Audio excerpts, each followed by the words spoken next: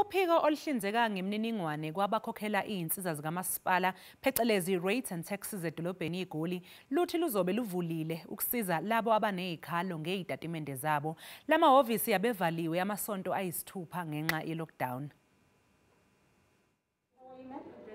Kuleli sonto idolobha laseGoli livule ezinye izikhungo emva kokuvalwa amasonto ayisithupha. Okwamanje amakhasimende angaphansi kwekhulu asekwazile ukufinyelela kulezi zikhungo ukuyobuza ngafuna ukukwazi.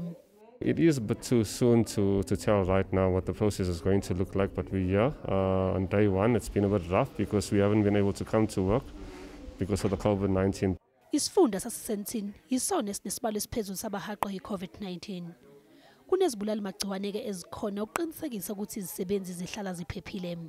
All our regional offices have been deep cleansed and have been sanitized, and you have also put in place, as per the regulation, all the PPE requirement that is required in order for us to operate. Kunezikhalo ngezitatimende ezingelona iqiniso. Idolobha liqhuquzela amakhasimende alo ukuba athumele izikhalo zabo ngama-emails.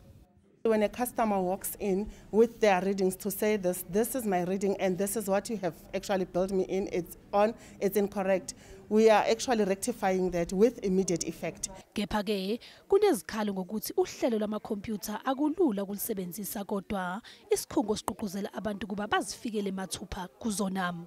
Since the shutdown, some of the customers of the city of Johannesburg have not been getting paid. So we are actually aware that it's difficult out there financially. So we have put in place processes to assist those customers. Kulindeleke ukuthi kuvulwe esinye isikhungo esiseSoweto eJabulani Civic Center.